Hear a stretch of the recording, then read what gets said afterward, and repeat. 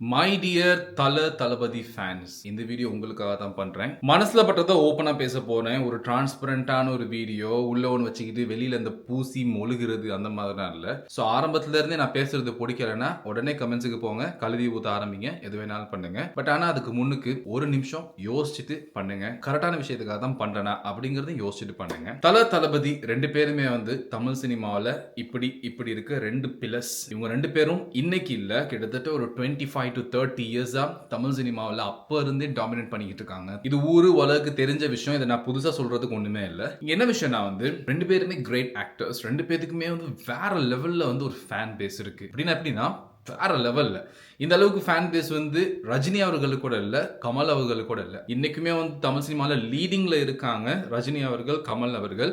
அவங்களுக்கு கூட இந்த அளவுக்கு ஃபேன் பேஸ் இல்ல. அந்த ஃபேன்ஸ் வந்து எப்படின்னா ரொம்ப லாயலா இருக்காங்க. ரொம்ப அவங்கள அப்பட்டமா கடவுளா பாக்குறாங்க, மனித கடவுளா பாக்குறாங்க. அந்த அளவுக்கு பாக்குறாங்க. ஒரு பாயிண்ட்ல அஜித் அவர்கள் இதை ரியலைஸ் பண்ணிருக்கிறதுக்கான பாசிபிலிட்டிஸ் நிறைய இருக்கு. அதனால தான் வந்து இந்த மன்றத்தெல்லாம் கலைச்சாரு. அதுக்கப்புறம் இந்த ஃபேன்ஸ் மீட் அப் அது எல்லாத்தையுமே அவாய்ட் பண்ணாரு. இந்த ஆடியோ லான்ச் ஃபங்க்ஷன்ஸ் அது எல்லாத்தையுமே ஹோல்ட் பண்ணிட்டாரு. இன்னொரு பக்கம் வந்து படத்தை மட்டும் வந்து பாருங்க, அதுவும் டைம் இருந்தா பாருங்க, அதையுமே ஒரு ஓபன் ஸ்டேட்மெண்ட் கொடுத்துட்டாரு. அவருக்கு கொடுத்திருந்த அந்த நிக் நேம்ஸ் அல்டிமேட் ஸ்டார், தலை அப்படிங்கறது எல்லாத்தையுமே அவாய்ட் பண்ணிட்டாரு. இப்போ எங்கேயுமே போடுறது இல்ல.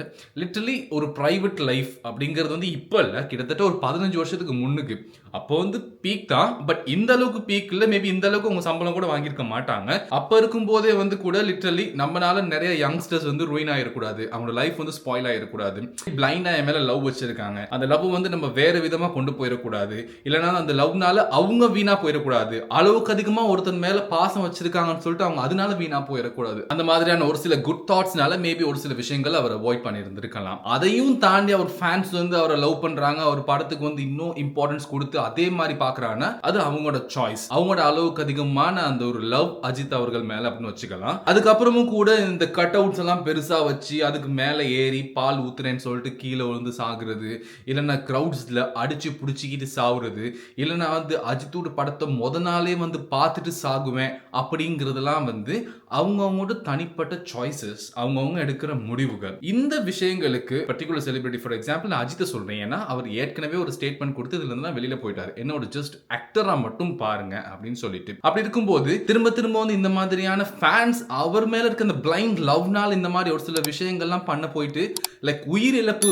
அப்படிங்கிற ஒரு விஷயம் வரும்போது அதுக்கு வந்து அவங்க ரெஸ்பான்சிபிள் ஆக மாட்டாங்க. ஏன்னா வந்து ஒவ்வொரு ஃபேன் வீட்டுக்கா தனித்தனியா போயிட்டு சொல்ல முடியாது, ஏன்பா நீ என் படத்தை பாரு, நாளைக்கு ஸ்கூல் இருக்குது, நீ ஸ்கூல் போயிட்டு நாளான்றைக்கு லீவா இருந்தா வந்து பாரு, இல்லைன்னா நீ வேலைக்கு போறியா, இல்லைன்னா வேற ஏதாச்சும் உனக்கு பிஸியான வேலை இருக்கா, அதெல்லாம் விட்டு புட்டு அதெல்லாம் தொலைச்சி புட்டு இங்க வந்து என்னோட படத்தை பார்க்காத அப்படின்னு சொல்லிட்டு தனித்தனியா ஒவ்வொரு ஃபேண்ட வீடையா கதவை தட்டி சொல்ல முடியாது. இன்னொரு பக்கம் தளபதி விஜய் அவர்கள், அவருக்கு வந்து இந்த மார்க்கெட்டிங் சினி ஃபீல்ட் எல்லாமே வந்து உண்மைக்குமே ஒரு அளவுக்கு நல்ல ஆப்ட் ஆயிடுச்சு. ஏன்னா அவர் நல்ல ஃபேமஸ் ஆயிட்டாங்க. அந்த அளவுக்கு அஜித் அவர்களுக்கு எவ்வளவு ஃபேன்ஸ் இருக்காங்களோ அந்த அளவுக்கு ஈக்குவலா விஜய் அவர்களுக்கும் ரொம்ப வெறித்தனமான ஃபேன்ஸ் இருக்காங்க, லாயலான ஃபேன்ஸ் இருக்காங்க. விஜய் அவர்களை யாராவது ஒரு சில வார்த்தைகள் தப்பா சொன்னா கூட அவங்களையே யாரும் தப்பா சொன்ன அளவுக்கு கொந்தளிச்சு கொதிச்சு வார்த்தைகளை கொட்டுற அளவுக்கு ஃபேன்ஸ் இருக்காங்க. அஜித் அவர்கள்ட்ட ஃபேன்ஸ் ஒரு பக்கம் எந்த மாதிரி பண்றாங்களோ, அந்த கட் அவுட் வைக்கிறது அதெல்லாம் வைக்கிறதுன்னு, அந்த மாதிரி அதை விட ப்ரூட்டலா ஒரு சில விஷயங்கள் வந்து விஜய் ஃபேன்ஸும் பண்ணிக்கிட்டு தான் இருக்காங்க இன்னைக்கு வரைக்கும். படங்கள் வரும்போது கட் அவுட் வைக்கிறது, பாலாபிஷேகம் வைக்கிறது, வேணுங்கிற அளவுக்கு அவங்க கை காசுலாம் ஸ்பெண்ட் பண்றது, அண்ட் படத்துல நாங்க தான் கெத்துன்னு காட்டுறதுக்கு நிறைய விஷயங்கள் அவங்களும் ப்ரூவ் பண்றாங்க. இது எல்லாமே பண்றது வந்து இந்த யங்ஸ்டர்ஸ் தான், இந்த யங் ஜெனரேஷன், ஆல்மோஸ்ட் வந்து late 90s and 2K kids இவங்க தான் அதெல்லாம் பண்ணிட்டு இருக்காங்க. இப்போ விஜய் அவர்கள் அரசியலுக்கு வரனால இந்த ஃபேன்ஸ் எல்லாமே வந்து இப்போ வோட்டா லிட்டரலி கன்வே ஆகிட்டு இருக்கு. அப்படி இருக்கும்போது இவங்க தொடர்ந்து அவங்களுக்கு கீழவே வந்து ஒரு மாதிரி எடிக்ஷன்ல ஒர்க் பண்ண வேண்டிய ஒரு சிச்சுவேஷன் வருது. இந்த யங் ஜெனரேஷன் இவங்களோட லைஃப் என்ன ஆகுது, நான் என்ன சொல்ல வரேன்னா லைக் அவங்களுக்கு வந்து அதை பத்தினா எந்த அக்கறையுமே இல்ல. லைக் அப்படின்னா I don't give a shit அப்படிங்கறாங்க, ஓபனா சொல்றாங்க. எனக்கு வந்து என் தலைவனை பார்த்தா போதும், இல்ல என் தலைவன் படத்தை பார்த்தா போதும், என் தலைவனுக்காக நான் எது வேணாலும் செய்வேன் அப்படிங்கறாங்க. அது வந்து ஒரு லவ் நாளத்தினே அவங்க பண்றாங்க. அந்த லவ் வந்து ஒரு மாதிரி எக்ஸ்ட்ரீம்ல போயிட்டு தானே பண்றாங்க. அந்த அளவுக்கு ஒரு பிளைண்ட் அன்கண்டிஷனல் லவ் வந்து விஜய்க்கு கொடுக்குறாங்க அந்த ஃபேன்ஸ். அப்படி இருக்கும்போது லிட்டரலி அந்த ஃபேன்ஸை வந்து ஒரு சில இடங்கள்ல வந்து அவங்களே அறியாம தப்பு பண்ண யோசிக்கும் போது அந்த இடத்துல அவங்கள வந்து கண்ட்ரோல் பண்றதுக்கும் அவங்கள அவங்கள ஒரு சரியான ஒரு ட்ராக்ல வந்து கைட் பண்றதுக்கான ரெஸ்பான்சிபிள் அந்த ஒரு ஆக்டருக்கு இருக்கா இல்லையா? இந்த டிவிகே அப்படிங்கிற ஒரு கட்சி ஆரம்பிச்சதுக்கு அப்புறம் இவ்வளோ யங்ஸ்டர்ஸ் வந்து லைக் இதுக்குள்ள இன்வால்வ் ஆகி இவ்வளோ சீரியஸா ஒர்க் பண்ணிட்டு இருக்காங்க. பட் அவங்களோட தனிப்பட்ட லைஃபை எடுத்தா அந்த லைஃப்ல அவங்க என்ன பண்ணியிருக்காங்க, இல்லாட்டி அவங்க என்ன பண்ண போறாங்க, அந்த கட்சியில் இருக்கிற ஒரு அடிப்படை தொண்டன் எல்லாருக்குமே ஒரு லீடிங் போஸ்டிங்க்கு போறதுக்கான ஒரு சான்ஸ் இருக்குமா? இருக்காது. அதனால மேபி அவங்க ஸ்கூல் லைஃப், ஒர்க்கிங் லைஃப் இது எல்லாத்தையுமே விட்டுட்டு வராங்க அப்படின்னா வந்து லைக் அவங்களோட ஸ்கோப் என்ன, அவங்கள நம்பி இருக்க ஃபேமிலியோட ஸ்கோப் என்ன, அண்ட் அவங்கள சுற்றி இருக்க என்வாயன்மெண்ட் அதெல்லாம் என்ன மாதிரி ஆக போகுது, இதெல்லாம் வந்து அவங்க யோசிக்காம தான் அதெல்லாம் பண்றாங்களா?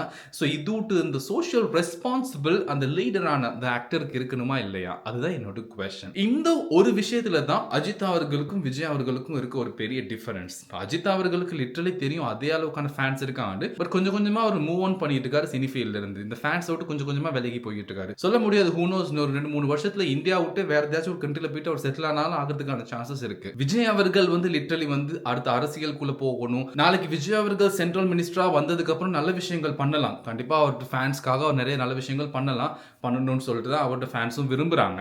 பட் இருந்தாலுமே கூட நடக்கிற விஷயங்களை வச்சு பார்க்கும்போது அதெல்லாம் அவ்வளோ ஹெல்தியானதா தெரியல.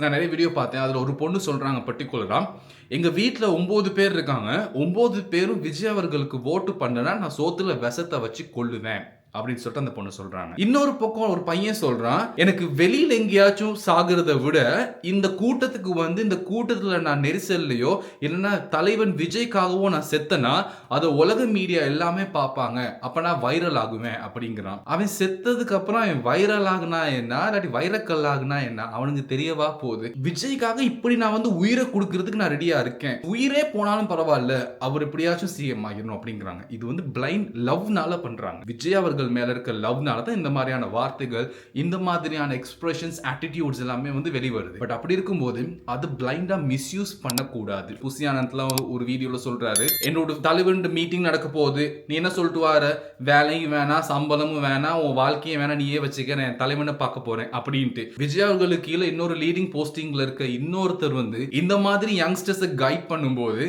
அது என்ன மாதிரியான ஒரு நல்ல ஒரு இம்பாக்ட கொடுக்குதுன்னு சொல்லிட்டு நம்ம எதிர்பார்க்க முடியும் அப்படிங்கிறது தான் என்னோட குவெஸ்சன். இந்த கரூர் இன்சிடென்ட்ல கிட்டத்தட்ட 40-41 பேர் இறந்து போனாங்க. நமக்கு தெரியும் இந்தியா வந்து உலகத்தில் இருக்க one of the leading population இருக்க கண்ட்ரி. அப்படி இருக்கும்போது உயிருக்கு அங்க மதிப்பு இல்லையா அப்படிங்கிற மாதிரி ஒரு குவெஸ்சன் வருது இல்லையா?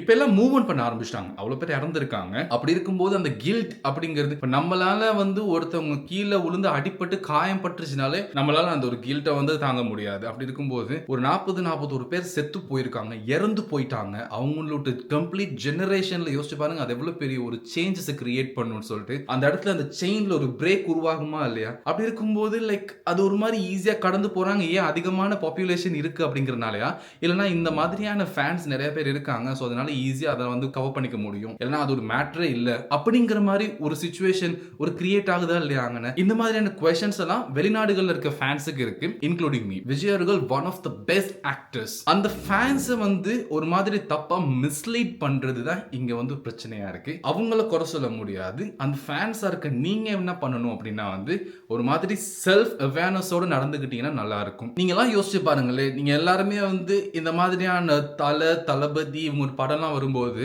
ஃபர்ஸ்ட் டே ஃபர்ஸ்ட் ஷோ எல்லாம் பார்க்க போகலன்னு வைங்களே, லைக் ஃபர்ஸ்ட் டே வந்து ஒரு டிக்கெட் கூட வித்து படல, நீங்க எல்லாம் போகல, மேபி எனக்கு பிஸியா இருக்கீங்க, நாளைக்கு போகலாம், நாளான்றைக்கு போகலாம் அப்படின்னு சொல்லிட்டு விட்டுட்டீங்கன்னு வச்சுங்களேன், அவங்களுக்கு அப்பதான் ஒரு பயம் வரும், ஒரு இன்செக்யூரிட்டி கிரியேட் ஆகும். என்ன மாதிரினா, ஓகே மக்களுக்கு நம்ம மேல வந்து இன்ட்ரெஸ்ட் இல்லாம போயிருச்சு அப்படிங்கும்போது அவங்க மக்களுக்கு கண்ட்ரோல்டா இருப்பாங்க. அதாங்க மேட்ரு.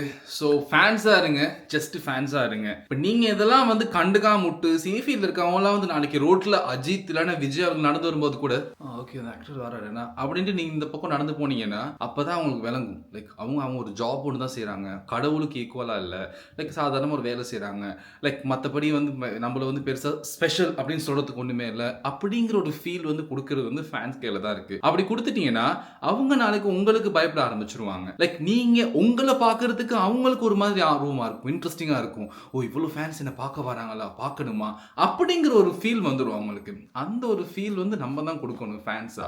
மற்றபடி அவங்கள கடவுளா ஆக்கி பார்க்குற அளவுக்கு இவ்வளோ ஸ்பெஷல் யார்ட்டையுமே இல்லை. Is just an actor. அந்த கடவுள்னு சொன்னால் மேபி உங்களோட அம்மா அப்பா இருக்கலாம், கூட இருக்க ஃப்ரெண்ட்ஸாக இருக்கலாம், ஃபேமிலியில் இருக்க சிப்ளிங்ஸாக இருக்கலாம். அவங்களாம் தான் டே டு டே லைஃப்ல உங்க கூட இருக்காங்க. மற்றபடி it's not a social message. message. What I'm telling is, I'm seeing that நிறைய பிளைண்டான ஃபேன்ஸ் நிறைய பேர் இவ்வளோ தூரம் கஷ்டப்படுறீங்க.